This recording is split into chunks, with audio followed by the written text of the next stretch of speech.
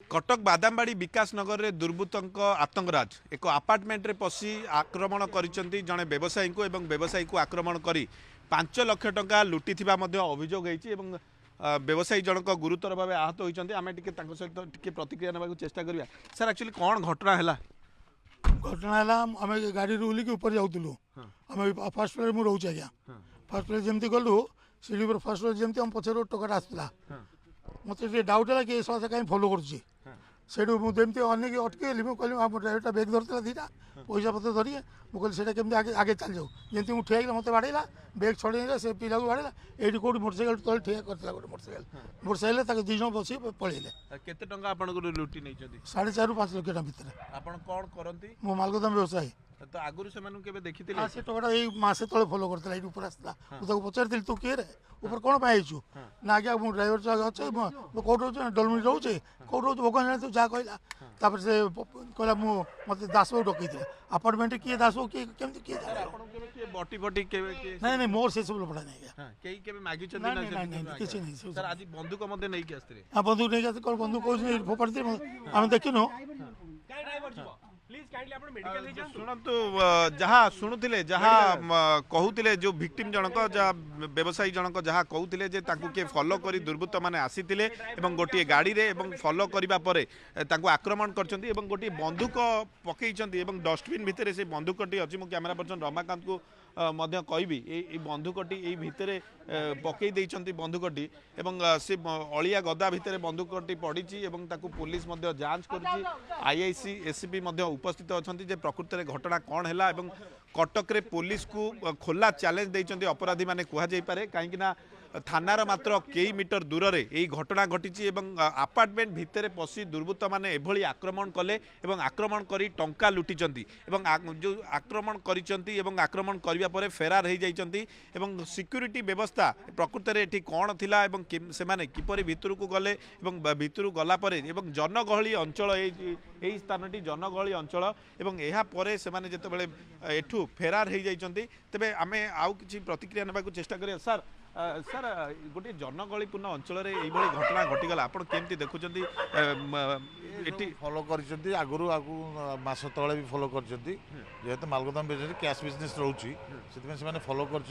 आज से स्कोप पाई जाइए अपार्टमेंट भितर को पशिकी बाड़े नवाटा गोटे छोटिया कथा नुहे तेणु एम बहुत दुस्साहसर कार्य कर गोटे पल्सर आसते बाहर जड़े थिला आ जड़े पशिकी मारी पेट्रोलिंग आवश्यकता रही गाड़ा तो हम देखुलू आसला बेलू एपर्तंत अंधार रही बाहर सीसी कैमेरा किसी ना ये सब प्रोविजन दरकार सर अपार्टमेंट सुरक्षा व्यवस्था को लेकिन गोटे प्रश्न उठी कहीं अपार्टमेंट भी सिक्यूरीटी व्यवस्था से होगा कथा या सहित ये सीसीटीवी व्यवस्था रहा कथा एपटे लाइट देखो बाहर लाइट किसी ना